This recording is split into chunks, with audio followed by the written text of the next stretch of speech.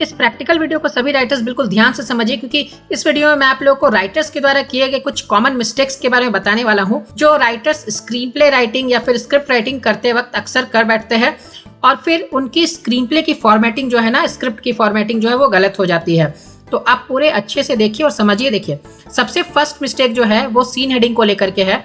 यहाँ पर आप देख रहे हैं, यहाँ पर लिखा हुआ है इंटीरियर होम डे टाइम, और यहाँ पर सीन नंबर जो है वो नहीं लिखा हुआ है, लेकिन आप देख सकते हैं कि यहाँ पर 1 लिखा हुआ है, यहाँ पर 2 लिखा हुआ है, तो ये सब ही सीन नंबर्स है। ठीक है, तो इसको आपको कब लिखना है, कब नहीं लिखना है।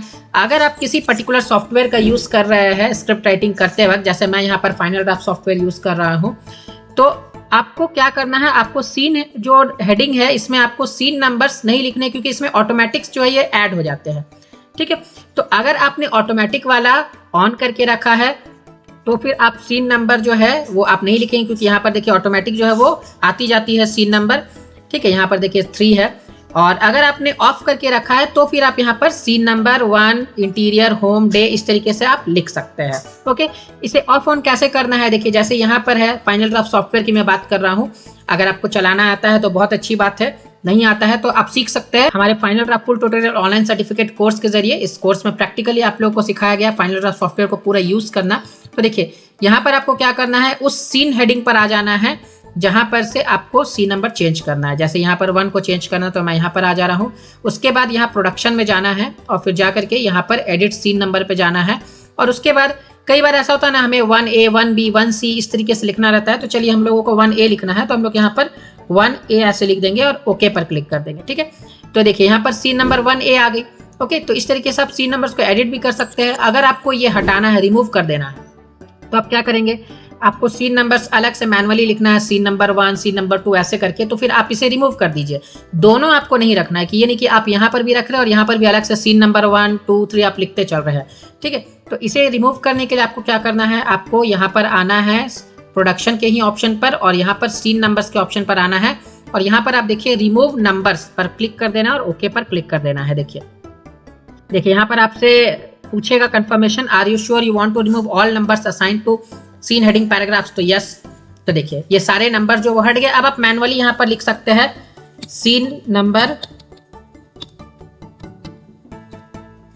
1 इंटीरियर होम डे, इस तरीके से आप लिख सकते हैं। ठीक है, नेक्स्ट जो मिस्टेक है वो मिस्टेक है एक्शन लाइन को लेकर के। एक्शन लाइन में क्या होता है ना, बहुत ज्यादा डिटेलिंग लिखना, बिना मतलब की डिटेलिंग लिखना, ये भी एक मिस्टेक है। आपको क्या लिखना है क्या नहीं लिखना है, बस इतना आप समझ करके चलिए कि एक्शन लाइन में आपको डिटेल्स सभी लिखने हैं, लेकिन बेवजह की चीजों को आपको नहीं लिखना है। आप जैसे यहाँ पर अच्छे से समझ लीजिए, शिवम आकर सोफे पर बैठता है, दीवार पर एक फोटो फ्रेम, एक घड़ी, एक की हैंगर और एक मिनी टेम्पल लगा हुआ है। टेबल पर एक पानी का ग्लास, एक लाइटर, एक फ्लावर पॉट और कुछ दवाइयाँ रखी रहती है। तो इतना आपको नहीं बताना है कि कहाँ क्या रखा हुआ है, दीवार पर क्या लगा हुआ है या टेबल पर क्या क्या चीजें रखी हुई है, इतना आपको नहीं बताना है। जो चीज़ों की जिस प्रॉप्स की ज़रूरत है स्क्रीन प्ले में, स्क्रिप्ट में, उन्हीं प्रॉप्स को आपको मेंशन करना है। बाकी के जो प्रॉप्स रहते हैं ना, वो ऑलरेडी जब फिल्म शूट होती है उस समय उसे ऐड कर दिया जाता है। तो जो ज़रूरी प्रॉप्स है वो आप लिखिए, वरना स्क्रीन प्ले जो है वो बहुत ज़्यादा लंबी हो जाएगी। तो देखिए इसे इस तरीके से आप लिख सकते हैं। जैसे यहाँ पर देखिए, यहाँ पानी के ग्लास की रिक्वायरमेंट है, तो आप इस तरीके से लिख सकते हैं, शिवम आकर सोफे पर बैठता है, टेबल पर एक पानी का ग्लास रखा रहता है। तो बस आपको इतना ही लिखना है, टेबल पर एक पानी का ग्लास रखा रहता है, क्योंकि उसकी रिक्वायरमेंट है। आपको ये नहीं लिखना है कि उसके साथ साथ एक लाइटर, एक फ्लावर पॉट और कुछ दवाइयाँ रखी रहती है, ये सब आपको नहीं लिखना है। दीवार पर भी अगर किसी फोटो फ्रेम को आपको हाईलाइट करना है, या आपको की हैंगर को हाईलाइट करना है, या टेम्पल को हाईलाइट करना है, तो आप लिखेंगे, वरना दीवार पर बहुत सारी चीज़ें हैं वो लगी हुई रहती है, वो सभी को आपको नहीं लिखना है। तो कहने का मतलब यह है कि सीन की जो एक्शन लाइन होती है उसमें बेवजह के आपको डिस्क्रिप्शंस नहीं भरने हैं, जो मेन है वो आपको वहां पर लिखने हैं। ओके, उसके बाद थर्ड मिस्टेक आप करते हैं यहाँ पर कैरेक्टर नेम को लेकर के। कैरेक्टर नेम का यहाँ पर जो ये है ना, ये आपको सेंट्रल अलाइनमेंट में लिखना है। सेंट्रल अलाइनमेंट आप अच्छे से देख करके चलिए, ये है सेंट्रल अलाइनमेंट, ये है लेफ्ट अलाइनमेंट, ये है राइट अलाइनमेंट। तो यहाँ आपको सेंटर पर लिखना है, और इसे आपको कैरेक्टर नेम को कैपिटल लेटर में लिखना है, इसे स्मॉल लेटर में नहीं लिखना है। अगर आप सॉफ्टवेयर का यूज कर रहे हैं तो ये तो ऑटोमेटिक कैपिटल हो जाएगी, लेकिन अगर आप खुद से लिख रहे हैं, चाहे कॉपी में आप लिख रहे हो या फिर आप नॉर्मली MS वर्ड वगैरह में लिख रहे हो, तो ये आपको मैनुअली यहाँ पर कैपिटल लेटर पे लिखना है। कैरेक्टर के नेम को स्मॉल लेटर में नहीं लिखना है, ये आप बिल्कुल ध्यान में रखिएगा। उसके बाद नेक्स्ट जो मिस्टेक हो जाती है वो हो जाती है पैरेंथेटिकल को लेकर के। पैरेंथेटिकल जैसे आपको पता है, जैसे यहाँ पर शिवम है, इसके नीचे में आपको इस तरीके से अगर उसके एक्सप्रेशंस लिखने हैं तो आप पैरेंथेटिकल में लिखते हैं, जैसे हंसते हुए, ठीक है, हंसते हुए आपको अगर लिखना है तो आप हंसते हुए लिखते हैं। तो ये आपको पैरेंथेटिकल में लिखना है। एक चीज़ आपको बिल्कुल अच्छे से ध्यान देनी है कि यहाँ पर आपको बहुत सारे पैरेंथेटिकल्स नहीं लिखने हैं, जैसे हंसते हुए, रोते हुए, है ना, वो सैडनेस में है, बहुत सारे पैरेंथेटिकल्स आपको यहाँ पर नहीं लिखने कि एक साथ कॉमा दे दे के आपने बहुत सारे पैरेंथेटिकल्स लिख दिया है। अगर आपको बहुत सारे एक्सप्रेशंस को लिखना है तब फिर आप उसे अलग से जो एक्शन लाइन है उसमें लिखेंगे, और उसके बाद बाकी एक एक्सप्रेशन को, जो सबसे मेन एक्सप्रेशन है, आप पैरेंथेटिकल में लिख सकते हैं। उसके बाद 5th मिस्टेक है डायलॉग्स को लेकर के। डायलॉग्स में आपको इस तरीके से नहीं लिखना है, जैसे अगर डायलॉग्स में आपको कुछ बताना है, कुछ एक्स्ट्रा पॉइंट्स या कुछ एक्सप्रेशंस बताने हैं या कुछ आपको एक्शन का ही पार्ट लिखना है, तो आप ऐसे नहीं लिखेंगे। जैसे यहाँ पर लिखा हुआ शिवम का डायलॉग है, आज तो बिल्कुल जी भर के सोऊंगा मैं, फिर पानी का ग्लास उठाते हुए।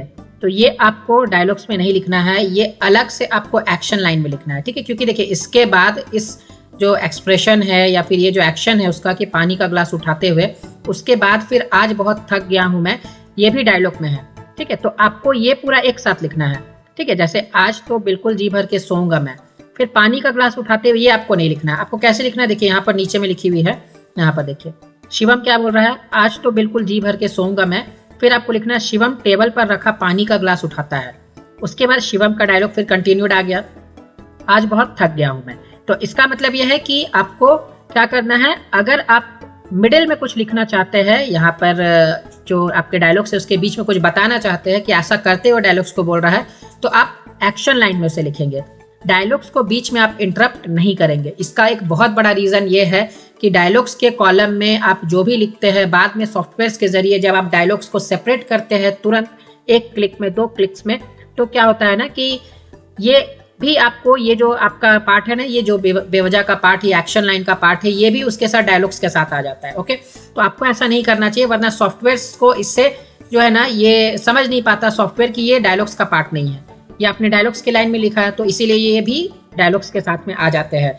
तो फाइनल ड्राफ्ट सॉफ्टवेयर जो है इसका यूज जो है वो इस तरीके से भी किया जाता है कि जो कैरेक्टर रिपोर्ट है उसे तैयार करना, डायलॉग्स को सेपरेट करना, तो ये सभी चीज़ें हैं। इसीलिए मैं आप लोगों को हमेशा बोलता हूँ कि फाइनल ड्राफ्ट सॉफ्टवेयर को अच्छे से लिखना सीखिए, जिसके लिए मैं आप लोगों को बता ही चुका हूँ कि हमारी जो कोर्स है, online course final draft full tutorial course जो है उसे आप ज्वाइन कर लीजिए। घर बैठे आप कर सकते हैं, आपको कुछ नहीं करना है, प्रैक्टिकली आप लोगों को घर बैठे सिखाया जाएगा। तो अगर आपको ज्वाइन करना है तो इसके लिए आप हमें स्क्रीन पर दिए गए नंबर पर कांटेक्ट करके ज्वाइन कर सकते हैं। 6th और लास्ट मिस्टेक है, आप फॉन्ट और फॉन्ट साइज जो है वो सही इस्तेमाल नहीं करते हैं। आप MS वर्ड में लिख रहे हैं या फिर किसी अलग सॉफ्टवेयर में लिख रहे हैं, तो क्या होता है ना कि फॉन्ट्स और फॉन्ट साइज आपको सही इस्तेमाल करने हैं। यहाँ पर आप देख सकते हैं ये फाइनल ड्राफ्ट सॉफ्टवेयर है, तो इसमें क्या होती है कि ऑटोमेटिकली इसमें जो फॉन्ट है और फॉन्ट साइज है वो सिलेक्टेड रहती है, जो फिल्म इंडस्ट्री की फॉर्मेट है। ओके, वरना आप क्या करते हैं, आप MS वर्ड में लिखेंगे या फिर कोई अदर सॉफ्टवेयर में लिखेंगे तो वहाँ पर जो डिफ़ॉल्ट रहती है वो आप उसमें लिखना चालू कर देते हैं, तो उसमें आपको नहीं लिखना है। इसके लिए एक अलग से फॉन्ट तय किया गया है। ये जो फॉन्ट है ये है कुरियर फॉन्ट, ठीक है। इस कुरियर फॉन्ट में आपको लिखना है और फॉन्ट साइज 12 में आपको लिखना है। ओके, फॉन्ट साइज 12 होना चाहिए।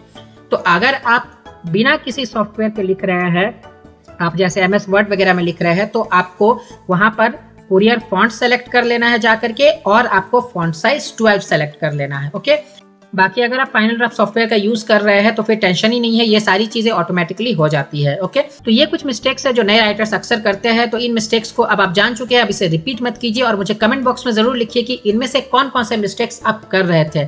ओके, और वीडियो को करते जाइए लाइक, चैनल पर नए हैं तो सब्सक्राइब करके रखिए। फिर मिलेंगे एक नए वीडियो में, तब तक के लिए बाय बाय।